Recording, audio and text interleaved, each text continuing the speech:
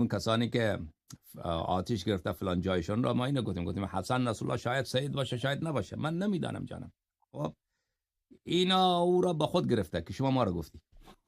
والله شما را گفتم که چی مثلا حضرت علی سید هست یا نیست من نمیدانم، شایدم باشه شایدم نباشه، برای من مهم نیست، برای من مهم ایمانه، چون فضیلت ایمان، فضیلت تشیع این خیلی بالاتر از فضیلت سیادت. من این را عرض کردم. خب بله آره. این سیدای افغانستان اینا یک حساب پیری مریدی دارن که بر مردم هزاره. اینا باید چی باشه؟ اینا دیگه جای دیگر نیست از اینا. جای دیگر پیش تاجیکا پیش پشتونا که بره کمیت اینا لنگه، متوجه هستید؟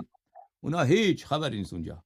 وقتی که پیش ما آمد ولی اینجا اگر کسی گفت که ایمان مهمه، تشیع تقوا مهمه، این گویا که شما 124 پیغمبر را منکر شدی.